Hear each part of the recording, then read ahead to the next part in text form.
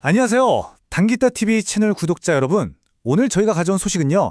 정말 한순간의 사고로 평범했던 모든 것이 산산조각 나버린 한 가족의 비극적인 이야기입니다. 이건 그냥 남의 이야기가 아니라 어쩌면 오늘, 내일 바로 우리에게 닥칠 수 있는 일이거든요. 전동 킥보드의 그 숨겨진 위험, 지금부터 파헤쳐보겠습니다. 뇌가 이미 손상이 돼서 아이들에 대한 감정도 없다? 정말 이 한마디가 모든 걸 말해주는 것 같습니다. 전동 킥보드 사고로 사랑하는 아내를 사실상 잃어버린 한 남편의 이 피 맺힌 절규에 그 고통이 정말 고스란히 느껴지네요. 사건은 지난 10월이었어요. 정말 평범한 오후였죠. 30살의 엄마가 2살 배기 딸아이의 손을 꼭 잡고 인도를 걷고 있었어요. 바로 그때 엄청난 속도로 전동 킥보드 한 대가 달려오는 걸 본 거예요. 엄마는 정말 0.1초의 망설임 없이 본능적으로 딸을 확 감싸 안았습니다. 자신은 온몸을 던져서 어린 딸을 지켜낸 거죠. 그런데 말이죠. 이 끔찍한 사고를 낸 운전자가 누구였는지 아십니까? 바로 운전면허도 없는 중학생 2명이었습니다. 아무런 죄의식도 안전의식도 없이 인도를 질주하던 그 철없는 아이들의 킥보드가 한 가족의 행복을 송두리째 앗아간 순간이었습니다. 온몸으로 충격을 받은 엄마는 엿새 만에 정말 기적처럼 눈을 떴습니다. 가족들은 이제 다 괜찮을 거라고 희망을 가졌겠죠. 하지만 그 기적 뒤에는 너무나도 잔인한 현실이 기다리고 있었습니다. 엄마는 사랑하는 남편도 눈에 넣어도 아프지 않을 아이들도 그 무엇도 기억하지 못하게 된 겁니다. 엄마가 병상에 누운 그날 이후로 남겨진 가족의 시간은 완전히 멈춰버렸습니다. 평범했던 일상은 이제 상상조차 할 수 없는 그야말로 끝없는 고통의 시간이 되어버렸죠. 엄마의 빈자리는 특히 이 어린 아이들에게 너무나 깊은 상처를 남겼습니다.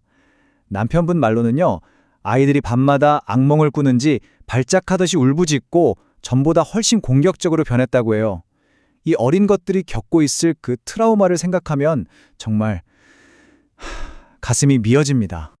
남편의 삶 역시 완전히 바뀌어버렸습니다. 매일같이 아내의 치료와 간병에 매달리면서 충격에 빠진 아이들까지 돌봐야 하는 이 현실.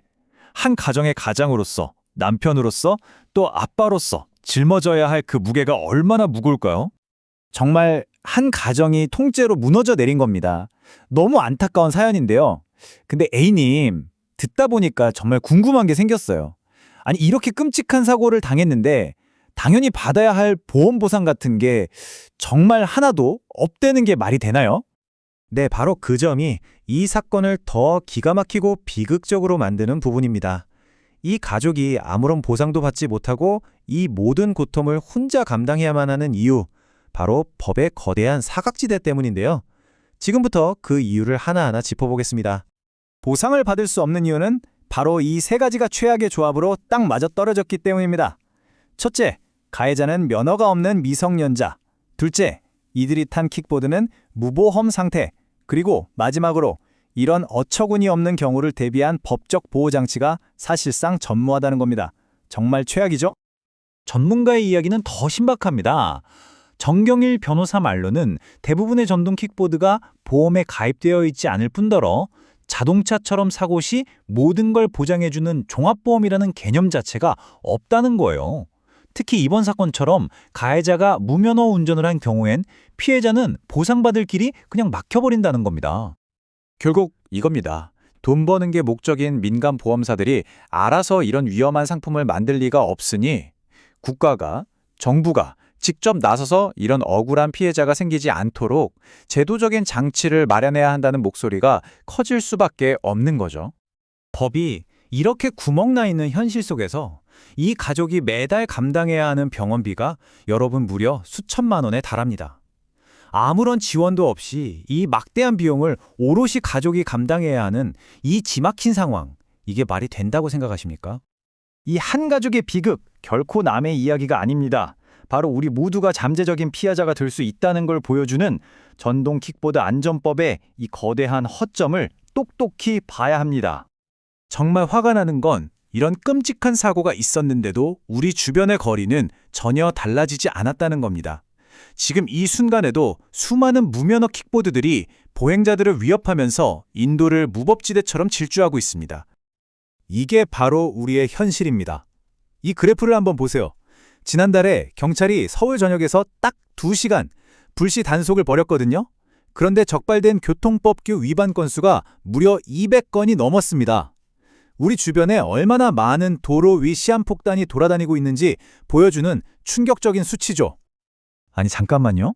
킥보드 타려면 면허가 있어야 한다는 사실 자체를 모르는 사람이 있다고요? 정말요? 그게 더 놀라운데요. 네, 그게 더 큰 문제입니다. 단속에 걸린 한 운전자는 킥보드 타는데 면허가 왜 필요해요? 라는 반응이었어요. 에? 몰라요? 이게 현실입니다. 홍보도, 관리도, 단속도 뭐 하나 제대로 되는 게 없는 거죠. 와, 정말 답답한 상황인데 그럼 해결책은 정말 없는 건가요? 다행히 작은 변화에 움직임도 있습니다. 경찰이 이번 사건과 관련해서 킥보드를 빌려준 대여업체에도 방조죄 혐의를 적용해서 형사 처벌하기로 한 겁니다. 무분별하게 빌려주기만 했던 기업의 책임을 묻는 아주 의미 있는 첫걸음이라고 할 수 있습니다. 자, 그렇다면 앞으로 이런 비극을 막기 위해서 우리는 무엇을 해야 할까요? 이 사건은 우리 사회에 정말 무거운 숙제를 던지고 있습니다. 법의 취지는 분명합니다. 면허를 따고 보험에 가입해서 모두의 안전을 지키자는 거잖아요. 하지만 현실은 어떻습니까? 누구나 너무나 쉽게 빌릴 수 있고 아무도 제대로 관리하지 않는 현실 속에서 법은 그저 종이 위에만 존재하는 글자가 되어버렸습니다. 아무도 지켜주지 못하는 거죠. 또 다른 피해자, 또 다른 무너지는 가정이 생기지 않도록 하기 위해서 우리 사회는 이제 무엇을 해야 할까요? 이 질문에 대한 답을 우리 모두가 함께 정말 진지하게 찾아야 할 시간입니다. 오늘 이야기는 여기까지입니다. 이 비극이 그저 한 가족의 불행으로만 잊히지 않도록 저희 당기다TV는 앞으로도 우리 사회가 꼭 귀 기울여야 할 문제들을 계속해서 전해드리겠습니다. 당신의 귀에 우리 사회의 다양한 소식과 지식을 쏙쏙 넣어드리는 당기다TV 채널이었습니다. 여러분의 구독과 좋아요는 저희가 이런 중요한 목소리를 계속 내는데 정말 큰 힘이 됩니다. 꼭 좀 부탁드립니다. 감사합니다.